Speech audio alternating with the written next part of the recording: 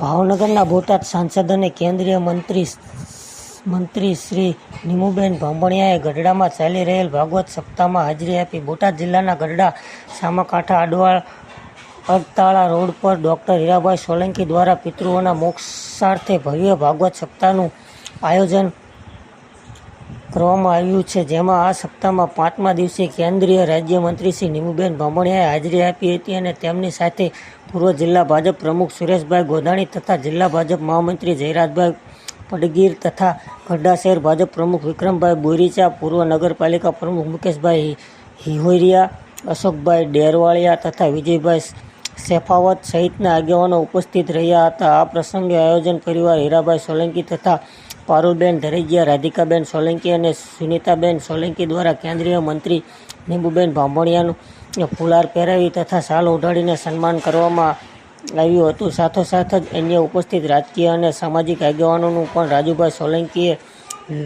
વિનુભાઈ સોલંકી તથા સુજલભાઈ ધરેજિયા દ્વારા સન્માન કરવામાં આવ્યું હતું.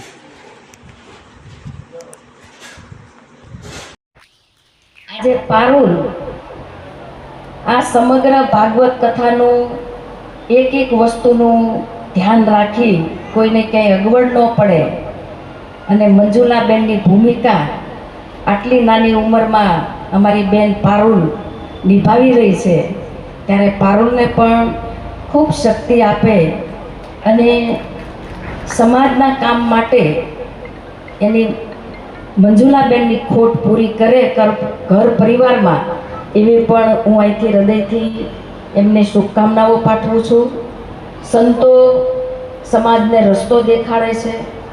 સંતો દ્વારા આજે વ્યાસપીઠ ઉપર તમને અનેક ઉદાહરણો આપી, અનેક ઓઠા આપીને સમાજ જીવનમાં કેવી રીતે જીવવું એનું દર્શન કરાવતા હોય છે. માનું મૂલ્ય ઘરમાં કેટલું મહત્વનું હોય છે. માં એક પત્નીના રૂપમાં હોય, માના રૂપમાં હોય, વહુના રૂપમાં હોય, બહેન બને, આમ અનેક રૂપમાં મહિલાઓ કામ કરતી હોય છે.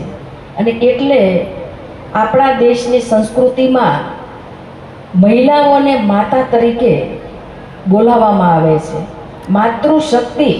માતૃશક્તિને વંદન કરે છે.